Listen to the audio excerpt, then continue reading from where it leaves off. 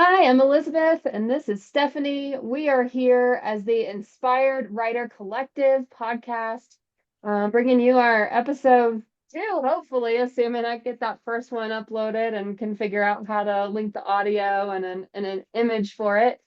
Um, one thing I was thinking of, coming into this was a discussion that was started at our local in-person writers group on Monday, talking about memoir and that hesitation that people have to write memoir because it feels a little bit maybe egotistical or braggy to think that your life, your story has some level of importance that other people will care about as a non-public figure.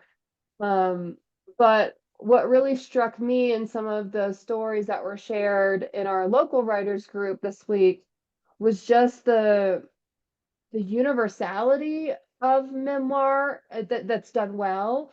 How when someone can properly convey the thought process and the emotions around something, that it becomes extremely relatable. And just so listeners understand what I'm talking about, a woman in our group was sharing a story about traveling in her early 20s, and she was talking about like the kind of fly by the seat of the pants decisions that she and her travel partner made, and sort of the like going with the flow idea, and also trying to keep expenses down. And even though I had never been on a cargo ship and then outside of the Norwegian coast, I Right. absolutely related to her story, and it instantly took me back to a night that I had had in Munich. um and I just really was struck in that moment by the just the universality of memoir and why I find it to be so significant and why I really enjoy reading memoir. Well, and I was also struck by her story because at first when she was reading, I was thinking, I don't know if I can relate. I can definitely relate to travel, but then that sense of youthfulness, being in your 20s, being ready to just go and do whatever, and it was just amazing to all of a sudden be lost in her story and feeling that it connected so much to experiences I've had traveling, and it brought back all of a sudden that flood of memories. And it is amazing how memoir has that ability to bring you in to someone's story and make you realize the just how much we share as human beings across, continents and spaces and places that can bring us together with a single theme, a single story. And it was interesting too, because like you were saying, she wasn't sure that this was a story that was worth sharing. And it was absolutely a story worth sharing. By the end, when she finished, everybody in the group, and there were what, about 6 or 8 of us there, were saying, "Oh my goodness, I love that. That brought this to me, that brought that." And it just livened up the conversation. And I think she wasn't expecting that at all, but you could see the sense of, oh, my story has meaning. And you and I have talked about that so much, about the power of story and just the universality of themes and topics. Yeah, and kind of what you hit on, I felt too. I felt that sense of nostalgia in like the way she was painting her story. And it wasn't a nostalgia for her particular time period that she was describing, because this was before I was born. But it was the Mm-hmm. nostalgia for that age that we all go through, that period of time in those like early 20s, yeah, footloose and fancy free sort of mentality. It really made me nostalgic for some of those days and some of that experience. And I think there's something too about like sharing memoir that kind of has like a similar thread where it feels also can feel sort of egotistical in the sharing of it and the reading of it. And I see on people's faces when they share something really like personal to them, especially if it's vulnerable or raw, um they may be hesitant to share, a little bit nervous. I know I get nervous, honestly, about sharing some of my stuff because I'm anticipating the judgment of my story, right? Um, Hmm. Whereas what I have seen actually happens is there's a lot of emotion and stuff involved. People are no longer paying attention to your story. They're paying attention to the emotions that you evoke and what that brings up for them in their own life. So then like the feedback I get or the feedback that's given to these people who share these, more raw and emotional moments, it's like it kind of comes at you full on. It's my experience was like it was like a bullet train coming at me with suddenly I was dealing with so many of people's like emotions over, a story I shared from my memoir about Mother's Day. And I had to filter their like critiques and responses through this lens of like, okay, but this also triggered an emotion in them because Hmm. of, a similarity or a difference or whatever in experience. Um, I'd love to hear your thoughts on some of that too. Well, it is interesting to watch the a little bit of the struggle sometimes as I've heard, people share memoirs or often there's that place of wanting to feel like you have to apologize maybe for sensitive topics that are going to come up, and really there shouldn't be that apology. Like when we were watching the video with Shonda Rhimes, and she was talking about, when you hand something for critique, don't tell anybody about what it's about. It's just give it to them, let them filter it, let them process it, and let them have their emotions. But I think I mean, and I'm guessing you experienced this, and I mean, I've certainly experienced this sharing some of personal stories, is just sitting back, taking a breath, not letting their emotions become part of your own emotional space. And there's kind of a tricky balance between that because you want to you've just shared your story. They also have this urge all of a sudden to share their story. And then you're balancing multiple stories, but having to remember, but I need to focus on my story as the author of my life and what I'm going through. And so it's definitely interesting. And then we had somebody else in writers group who shared some poetry that was very raw and personal. And it was interesting to watch his experience doing that, not really recognizing that he was being emotional, but that the feedback came from the group of, did you notice that about yourself? And then he kind of reflected.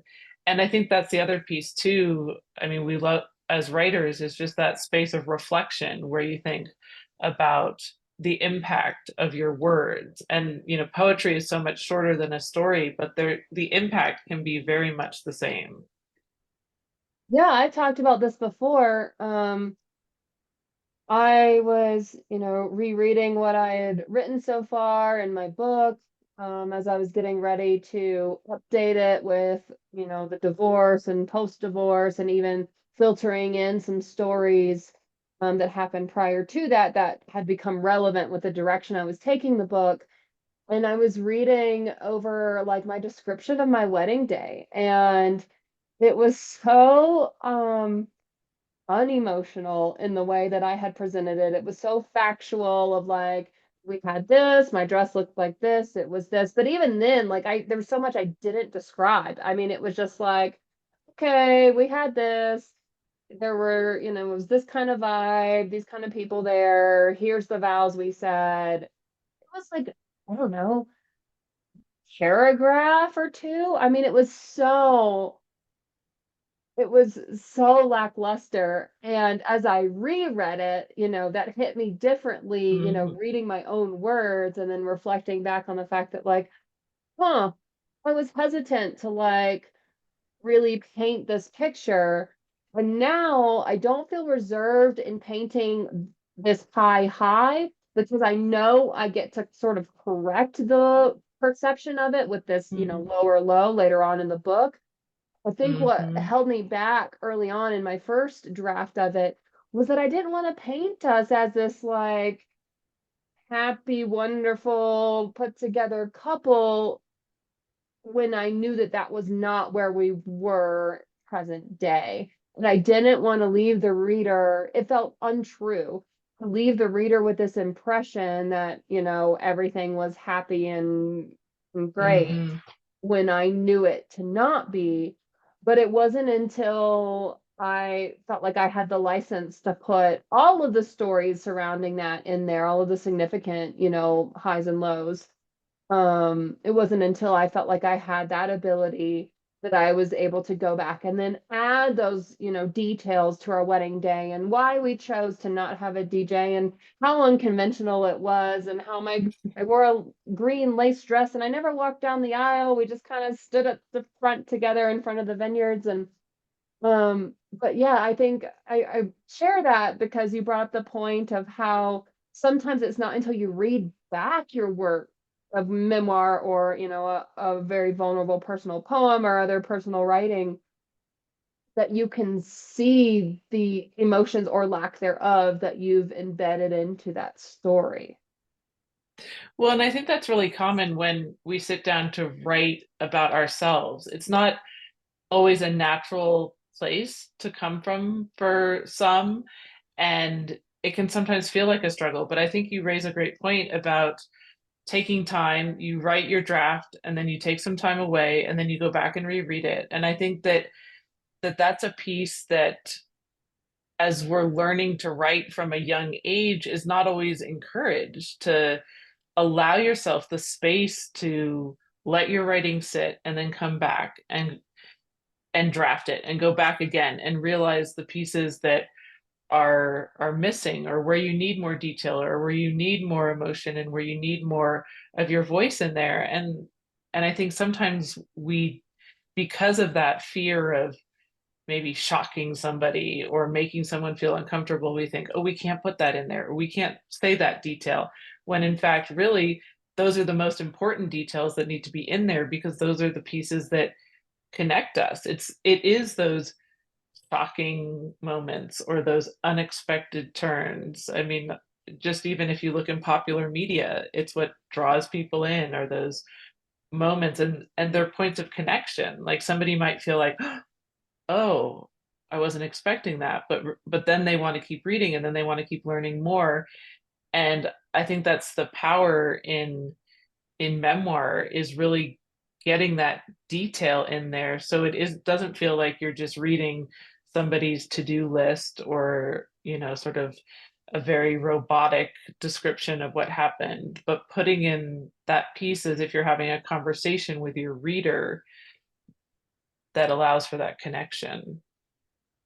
Yeah, for me, there's some stories I really struggled to write. One in particular that comes to mind is about some sexual misconduct that happened between my supervisor and I at my job, and what ultimately solidified my decision to leave. And I had a really hard time like conceptualizing being able to write it. And I found that what I had to do was I had to write it in my journal first, like not even anywhere on the computer. Like I had to have it in a totally separate medium, in a place where I knew that like I didn't want to share it, I never had to share it. Mhm. And it wasn't until I could write it in there. And then once it was written down and I saw that it really wasn't that like king of a story to tell, or that, I don't know, potentially triggering. I mean, depending on someone's Mhm. experience, it could be triggering, but it wasn't like, I'm not sure the word I'm looking for, but I was able to write it in a way that didn't feel as jarring and off-putting as I was worried it would come across. And so that was like the first step in getting it into the book. But then, of Mhm. course, in my journal, I'm just writing for me. So then I also have to go in and do what you have just described, Stephanie, and like put in more of that stuff that informs the reader. Not just like me in my head with what I know to be true about the circumstances, but like plugging in those details, maybe some historical context or whatever else Mhm. that I just innately know in my own life, but that the reader needs to know in order to understand maybe my reaction to it, or why this individual may have felt comfortable doing what they did, and that sort of thing. But I found that one for me, the key to like being able to tap into some of those things that feel really scary to put into writing is to do it in my journal first. I think that's a great way to approach it. I was thinking as you were sharing that, I was like, what a great way to process, because there's so much power in that pen to paper moment. And I think about that all the time, that sometimes some of my best ideas actually happen when I put pen to paper instead of fingers to keyboard. And I know it's so much more popular these days. Everybody wants to sit down at their computer, and there's a little bit of the lost art of writing in journals. Probably not so much amongst writers, because I mean, if you're anything like me, I have like journals of all kinds and sizes and whatever.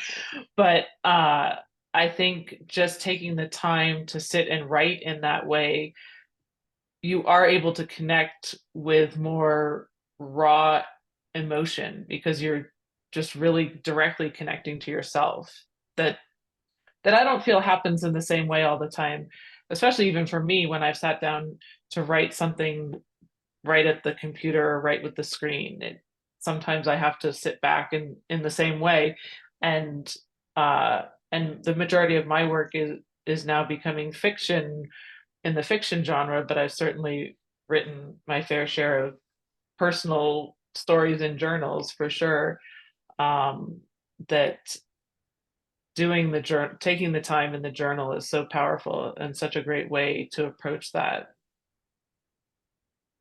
Yeah, I think I get hung up sometimes when I'm on the computer, as much as I try A, not to edit while I write, but B, like not to focus on like word counts or if it's clear. Like I'm already, when I'm typing it out, I'm already filtering it through like, what does the reader want? What does the reader need?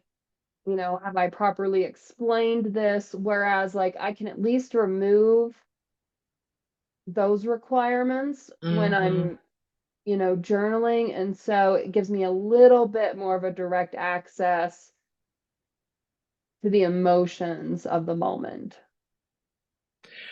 Well, yeah, no, I absolutely agree. And I was laughing to myself when you were talking about sitting at the computer and feeling the need to edit yourself as you go. I mean, that constantly happens to me. And I have to remind myself, like, no, this is just, you're just sitting down, you're going to write without stopping, and then you can go back later. Because I, I definitely, and it's partly the perfectionist in me that I'm trying to work on not letting it take over, when especially when I sit down to type, because those pieces can be really distracting. The word count, feeling like I didn't get a sentence right and needing to go back. Whereas I find that becomes less of a distraction when I sit down with pen to paper, because I mean then I just cross something out and I keep going, and I'm not backspacing and taking, because sometimes what I think is also important to think about with journaling is that piece of, you might actually write something and you might cross it out, but it might actually be something you'll go back to and you'll use again.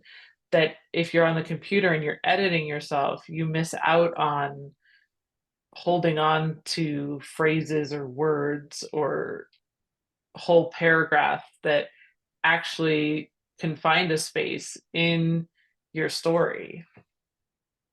Yeah, another thing I tried, which I didn't, I only used once, and it was more of like a software thing than anything else.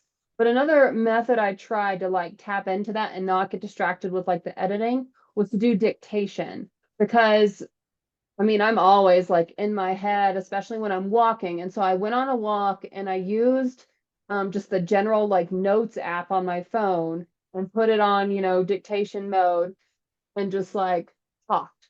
Just, stream of consciousness, talked about whatever, I think it was something to do with friendship or something that I was working on at that point. And um And that was helpful because then I wouldn't get into, I mean, I'm not even looking at the words. It's already in a digital format, so I don't feel like I'm wasting time, quote unquote, by, writing it on pen and paper somewhere and then having to later just type it again and do the work again into the computer. The particular app I was using, or maybe it had to do with my headphones too, was a little bit clumsy, and it was like missing stuff, or it would like lag behind a little too much, or it would suddenly stop and I wouldn't realize it had stopped and have to start it again. So I think if I had better software to accompany that, then that might have turned into a Mhm. method that would have worked for me, because my brain does seem to be able to get to the like meat of the matter when I can distract my body with walking. Whereas when I'm sitting at the computer, I don't know, I get a little bit of like that monkey brain trying to turn on and interrupt, that Mhm. flow state. So I think that's something that maybe I would use again in the future, potentially with, working some of the like kinks out of the technology aspect of it. Have you tried any of that? Abs- Well, I haven't tried dictation, but I definitely it's definitely one that I would try. I've used the voice memo app and then I listen back to myself. And I'll type from there as I'm listening. And I definitely think that there's a lot of power in taking yourself for a walk. I know the author Julia Cameron, who's The Artist's Way, is a very popular starting place for a lot of writers, especially in memoir, because it's a lot about focusing on your own story and writing your story in a very authentic way. And she recommends taking yourself for a walk and using that time to clear your head or find your ideas.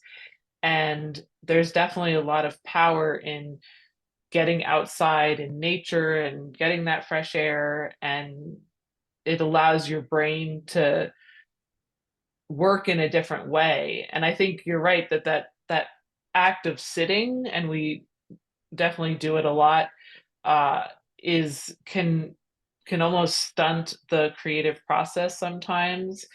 And I would definitely consider using that more, because I often find when I'm out walking the dog or just outside, and then I come up with an idea. And I've been doing this more recently, is when I'm out, all of a sudden I'm like, oh, I have an idea, and then I pull up the voice memo. But dictation would be nicer because then it would already be written out. And I feel like you can dictate into Google Docs now, and other there are definitely a lot more apps out there for that. I certainly haven't explored them because I tend to lean more towards the really sort of traditional old school ways of doing things. But anything that makes the writing process, where you're working smarter rather than harder, can. I mean, everybody has to find their path. There's definitely. I think one of the hard things, especially in writing communities, that I've found sometimes is there's this sense that there's one way to be a writer or one way to be a published author, and really there's so many ways that you can find yourself there. And I think for our listeners, it's you need to find the way that works for you. You need to find the pieces and put them together that make writing make sense for you, and especially for telling your story. Let You're the one being the author of your life. And while others can definitely give their opinions and their insights and their feedback, ultimately at the end of the day, it's your decision what goes into your final published book. I think that's some of what gives me like a little bit of confidence, even if it's false confidence, about writing memoir, is because ultimately you're the only one that can write your memoir, So like not even like the most, best-selling authors in the world can write your story better than you, Mhm. because it's your story, right? So I just I try to keep that in mind when I, sometimes have those doubts about, the value of my story, or am I telling it right, or Am I using the right words? I like what you brought up as far as like the take yourself for a walk, because even, the times that I wasn't, the one time I wasn't, dictating into the phone, there's plenty of like hikes and walks I've gone on at various points in the writing process when I was feeling stuck, and just in moving my body that way, for me, that would help just spark ideas or spark other stories when I would sit there and try to think through my life and wonder like, oh, well, do I have a really good example that shows like my people pleaser tendency, or how can I, show versus tell, this aspect of my like upbringing or my college experience or whatever it was that I was trying to Hmm. do. And, and just trying to sit there and like force your brain to like go through your filing cabinets of your history. I would sometimes come up empty, but then I would, go on a hike, especially out here in Colorado. There's tons of great places to go. Hmm. And those things would just sort kind of come to me when I wasn't, actively focused on trying to remember them. And I would just type that into like a notes app or something on my phone to remember just enough keywords that it would trigger the memory, because I mean, I know these stories, it's my life. Um, so just enough keywords so that I could remember, oh yeah, I was thinking that that might be a good story to tell, or that was a good example maybe of this feeling or this situation that I want to capture or describe, or this relationship dynamic that I don't feel like is clear in the book yet. Um, what other things do you see as being like self-care practices for you as a writer, even those that maybe don't directly translate to your writing? Um, I definitely, I mean, having a regular yoga practice has become a huge part of my creative life and process. Just having that time and space where it's just me on the mat, even if I'm in a yoga class with, 10 other people, I'm just there for me because I know the benefits of allowing myself to be grounded and centered and focused and reflect on if I'm doing yoga after I've just been writing, it's like, oh, it's kind of a decompression time, and I can just let go of whatever. Maybe if I was struggling, it's like, okay, the struggle goes away and I can have this renewed focus when I'm done with yoga. And then I was just sharing with you that I just was sort of coming back to reality because I was at a craniosacral treatment, and that can sound kind of like, oh, what's that? And it's, sort of this gentle laying on of hands at your sacrum and on your head, and different gentle pressure points, but it reworks the energy in your body in a way that allows for greater focus. And so it's just a very helpful way to go to therapy. There's a little bit of therapeutic talk, um, but it's also a way to kind of process things that are stressful or things that are weighing on your mind in just a different way. And again, for self-care, it's, what are the pieces that are going to work for you? And especially with writing in memoir, where you can be deep into stories that can feel very uncomfortable and bring up emotions, or maybe they're joyous and happy, and they can be all over the map, for sure. I mean, certainly if I were to write my own story, I'd be all over the map all the time.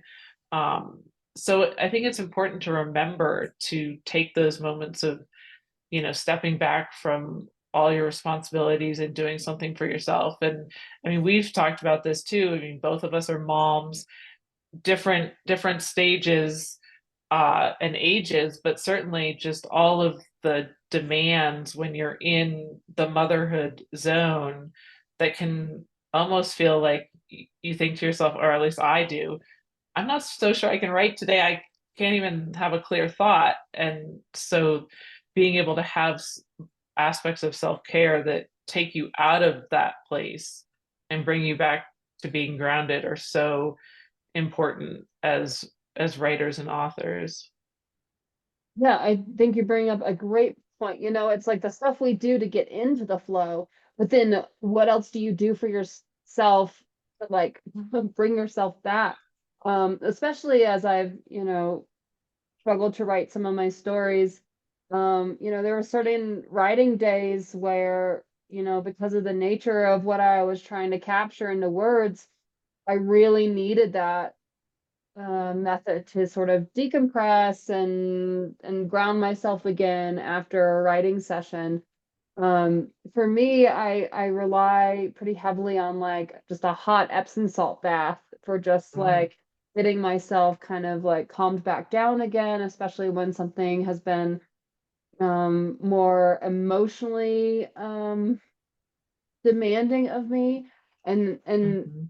because you to write memoir, I really have to just plant myself right back down in the middle of just the like ugliness of it, right? And then try to like work myself out of it again. And so for me, I found that that's one of my like quickest methods for recalibrating and grounding Mhm. at the end of a more intensive writing session. But I thought that was great that you brought up that point that like not only are we using some of these techniques to figure out how to get into that part of our brain, but then also to like work ourselves back out of that again because we can't live there forever. No, and I mean, baths are definitely luxurious when you just need to decompress. I mean, that is definitely, I mean, that would definitely be added to my list for sure. I mean, all great things come from that as well, for sure.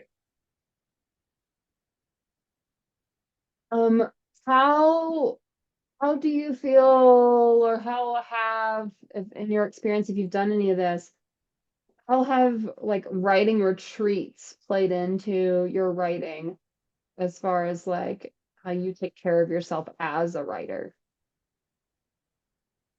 Well, I think any time that you can take time for yourself and really own that title of being a writer is so important. I I know with um I just recently participated in a virtual writing retreat, and one of the things that came up over and over again for people was that piece of owning the title of I am a writer and saying I am a writer. And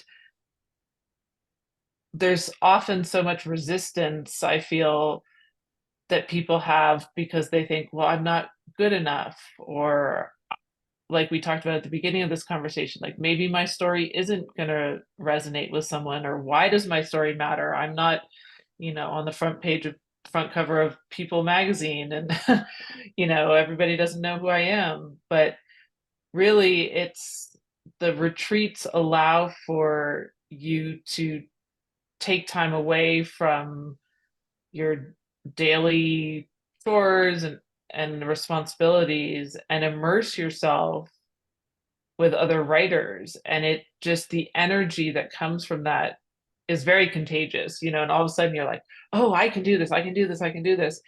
um I think where people often struggle is, what do I do after that?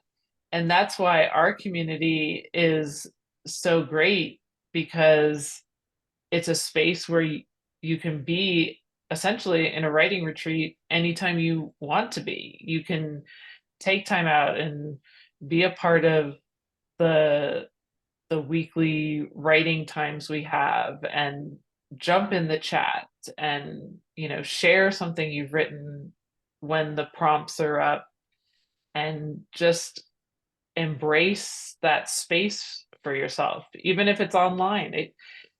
That's one of the best ways. And I mean, you and I have talked about, just we're fortunate to have a local writers group that we can go to, but not everybody has that. And to be able to find a space for yourself as a writer allows for that, embracing that identity piece and saying, like, yes, my story matters, and I'm going to write it, and I'm going to find a place, and I'm going to find the support.